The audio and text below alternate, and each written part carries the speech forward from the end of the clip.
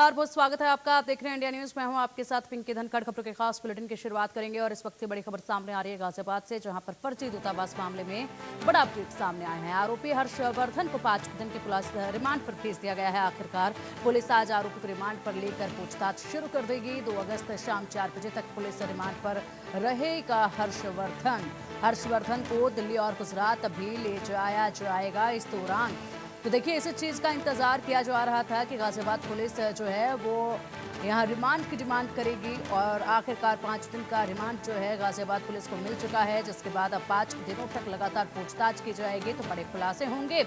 और इसी बीच यहाँ पर गुजरात और दिल्ली भी ले जाया जाएगा। न केवल यहाँ पर गाजियाबाद में बिठाकर ये पूछताछ होगी, बल्कि दिल्ली और गुजरात भी ले जाया जाएगा। वहां से भी तमाम सबूत इकट्ठे किए जाएंगे। गाजियाबाद में फर्जी दूतावास चलाने वाले और खुद को कई देशों का राजनयिक सलाहकार और राजदूत बताने वाले हर्षवर्धन जैन को मुख्य न्यायाधीश मजिस्ट्रेट की अदालत ने 5 दिन की पुलिस रिमांड पर भेज दिया है। सीजेएम कोर्ट ने 29 जुलाई 2025 सुबह 10 बजे से 2 अगस्त 2025 की शाम 4 बजे तक के लिए रिमांड स्वीकृत किया है। सोमवार को पुलिस ने कोर्ट में कहा कि अभियुक्त राष्ट्रों का दूतावास बिना भारत सरकार की अनुमति के अपने घर में चला रहा था।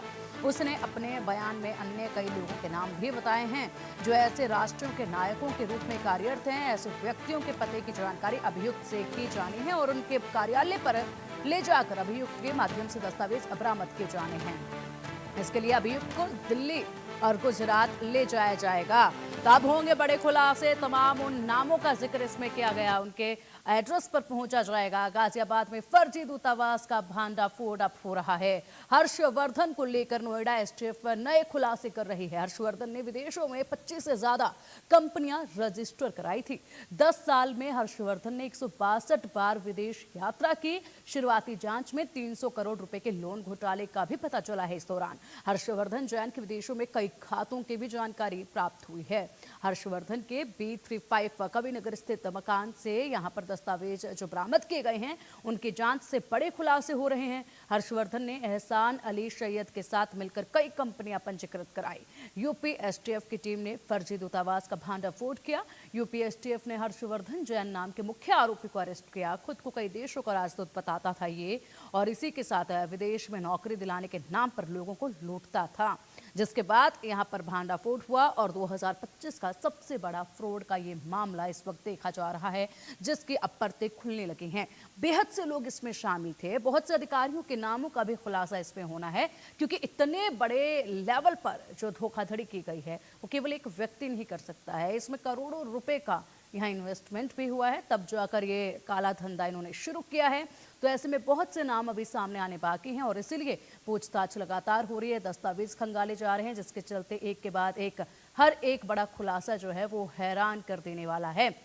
अब चलिए, इसी पर अधिक जानकारी के लिए हमारे सहयोगियों का रुख करेंगे। दिल्ली से हमारी सहयोगी मेहंदी गर्ग हमारे साथ जुड़ गई है। गाजियाबाद से हमारे सहयोगी अनिल चौधरी हमारे साथ हैं। अनिल, सबसे पहले रुख आप ही का करना चाहूंगी। लगातार यहाँ पर जिस तरीके से उम्मीद की जा रही थी कि गाजियाबाद पुलिस को जब रिमांड मिलेगा तो बहुत खुलासे होंगे, रिमांड मिल चुका है 5 दिन का। 5 दिनों तक लगातार पूछताछ होगी।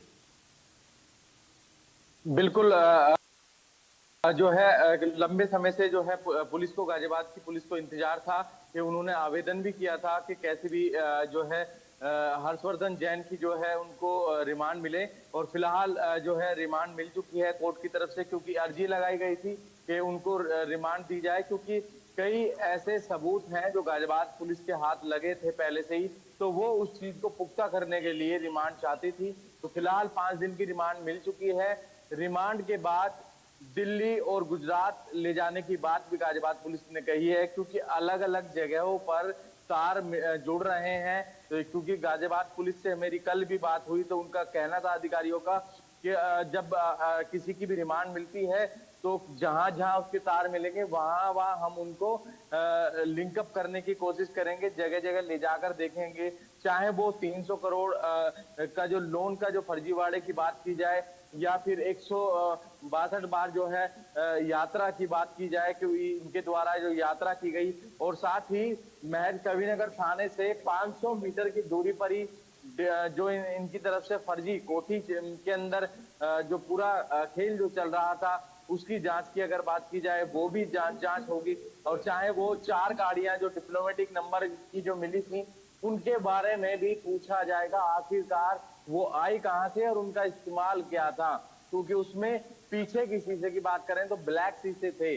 तो कई ये और बात सामने आ रही है कि हवाला के पैसे को लेकर भी पुलिस बात करेगी, क्योंकि अकाउंट के अंदर कुछ ऐसे अनैतिक ट्रांजैक्शन हुए हैं जिसको लेकर पुलिस को संदेह है कि बड़ा घोटाला इनकी तरफ से और भी ज्यादा किया गया है। फिलहाल जिस तरीके का घोटाला 25 फर्जी कंपनियां जिस तरीके से आई, 162 बार इन्होंने विदेशी यात्रा की, तो ये तमाम जो सबूत जो मिले हैं इनके हाथ से उनको लेकर ही लगातार अब 5 दिन की रिमांड मिली है। तो 5 दिन के अंदर पुलिस को पूरी गहनता से पूछताछ करनी है।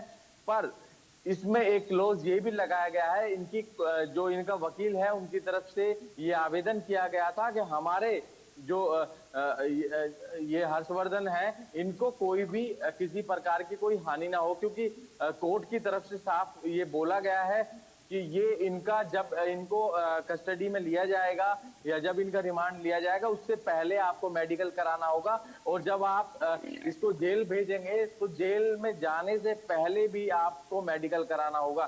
तो ये तमाम मुश्किलें भी कह सकते हैं पुलिस के सामने, क्योंकि पुलिस सख्ती से पूछताछ नहीं कर सकती है इस व्यक्ति से, क्योंकि कोर्ट में इस तरीके की अर्जी लगी है और जो न्यायालय है उनकी तरफ से ये आदेश दिया है कि आप ज्यादा ठीक है। तो यानी कि अनिल आएंगे। जिस तरीके से आप बता रहे हैं कि अर्जियों के हिसाब से यहाँ पर ज्यादा सख्ती के साथ पूछताछ नहीं की जा सकती है, तो इसका मतलब यहाँ पर पुलिस कर्मियों को ज्यादा मशक्कत करनी पड़ेगी, लंबा वक्त लगेगा, और ऐसे में जो सवालों के जवाब मिलने हैं उसमें कहीं ना कहीं देरी हो सकती है अगर सख्ती से पूछताछ नहीं हो सकती है। तो क्योंकि गुमराह तो यहाँ पर किया ही जाएगा साफ तौर पर।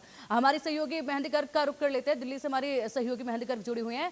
मेहंदी, अगर बात की जाए तो जो 5 दिनों की रिमांड अवधि मिली है, इस दौरान पूछताछ होगी, पूछताछ के दौरान यहाँ पर दिल्ली भी लेकर पहुंचेगी पुलिस हर्षवर्धन को, और साथ ही साथ गुजरात भी ले जाया जाएगा।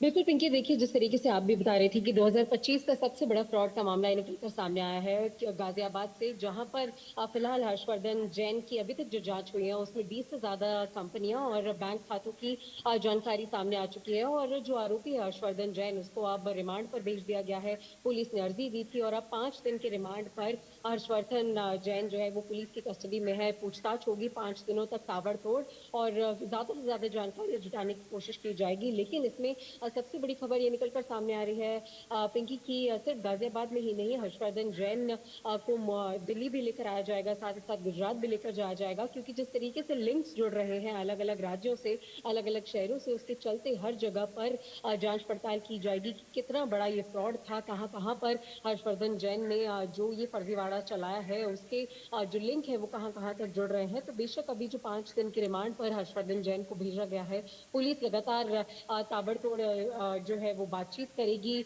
बयान लिए जाएंगे हर्षवर्धन जैन के, तो उसी सिलसिले में दिल्ली और गुजरात भी लेकर जाया जाएगा हर्षवर्धन जैन को, और ज्यादा से ज्यादा कड़ियां जोड़कर जो है वो सच्चाई और जो खुलासे हैं वो किए जाएंगे। क्योंकि फिलहाल इस रिमांड का जो समय है वो 29 जुलाई सुबह 10 बजे से 2 अगस्त शाम 4 बजे तक का है, यानी कि 2 अगस्त तक हर्षवर्धन जैन रिमांड पर रहेगा, और तब तक पुलिस जो है वो आरोपी को रिमांड पर लेकर पूछताछ भी करती रहेगी। लेकिन जिस तरीके से कोर्ट के ऑर्डर्स आए हैं, ज्यादा सख्ती पुलिस पेश नहीं कर सकती है, ज्यादा सख्ती नहीं दिखा सकती है, लेकिन फिर भी जो पूछताछ का सिलसिला है वो 5 दिनों तक चलता रहेगा। और इसके अलावा जो आरोपी की विदेश में दर्ज मामले हैं उनकी भी जानकारी जुटाने की कोशिश एसटीएफ की तरफ से की जाएगी, और इंटरपोल का जो ब्लू कॉर्नर नोटिस है उसको भी दाखिल किया गया है, ताकि इंटरनेशनल जो चीजें हैं वो निकलकर सामने आए, और एसटीएफ लगातार इस पूरे मामले में जो जांच है और जो जानकारियां हैं वो भी जुटाने की कोशिश कर रहे हैं। जी बिल्कुल मेहंदी, और अभी बहुत सी मुसीबतें सामने खड़ी हैं पूरी तरीके से इस नेटवर्क का भांडा फोड़ करने के लिए। अनिल, जिस तरीके से आप भी बता रहे थे, ऐसे में बहुत से लोग इसमें शामिल हैं,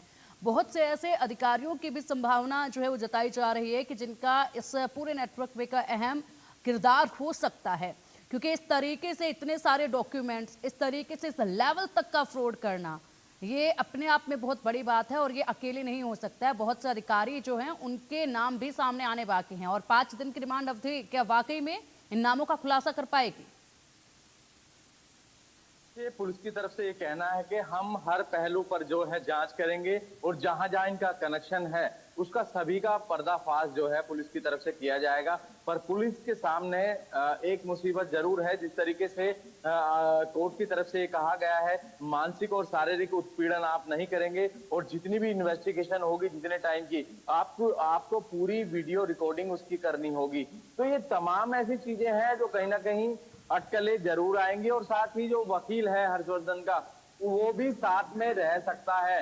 इस तरीके की बातें कही गई है, क्योंकि वकील के सामने ही इन्वेस्टिगेशन की बात कही है कि वो रहना चाहेगा, तो वकील भी इन्वेस्टिगेशन के दौरान रहेगा, पूरी वीडियोग्राफी होगी और फिर जो है पूछताछ होगी। तो कहीं ना कहीं थोड़ी सी दिक्कतें तो पुलिस को आएंगी, क्योंकि ना तो सख्ती से जो है पूछताछ की जा सकती है। पर पुलिस का कहना है कि हमारे हाथ पहले से ही इतने सबूत लगे हुए हैं, तो हमको सिर्फ हमें जो है सिर्फ उनको कनेक्ट करना है।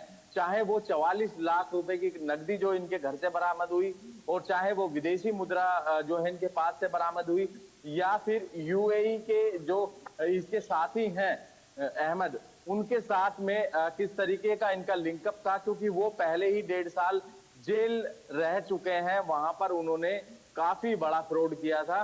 तो ये तमाम चीजें हैं जो लिंकअप अब पुलिस को करनी है। चाहे वो जो गाड़ियां इनके पास से मिली उसकी भी बातचीत चल रही है, तो सभी तारों को जोड़ने की कोशिश की जा रही है। आसपास के जो सीसीटीवी लगे हैं उनको पुलिस पहले ही अपने कब्जे में ले चुकी है, और जो सीडीआर इनकी जो ये किसी भी व्यक्ति से बात करते थे उसकी सीडीआर भी निकाल चुकी है, क्योंकि पुलिस इन्वेस्टिगेशन से पहले और रिमांड से पहले तमाम ऐसे सबूत इनके खिलाफ इकट्ठा पहले से ही कर चुकी है।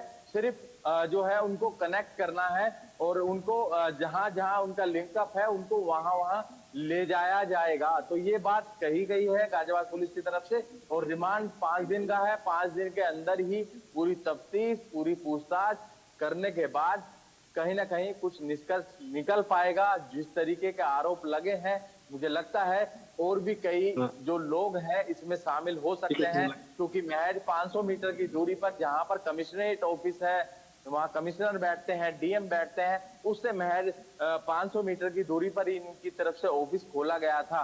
ऑफिस खोलने का ऐसी जगह पे यही मकसद था कि जैसे कि लोगों को ये लगना चाहिए ये सरकारी ऑफिस है, यहाँ पर लोग आएंगे तो ये फील आना चाहिए। इस तरीके की बातें इनकी तरफ से कबूली गई हैं। बिल्कुल अनिल, और इसी के साथ अब ये 5 दिन जो पूछताछ होगी उसमें कितने बड़े खुलासे होते हैं इसका सबको इंतजार है, और कितने लोगों के नाम इसमें सामने आते हैं, क्योंकि पूछताछ उनसे भी होगी, उसके बाद और खुलासे होंगे और तब जाकर इस पूरे नेटवर्क का भांडाफोड़ होगा। फिलहाल बहुत शुक्रिया आपका।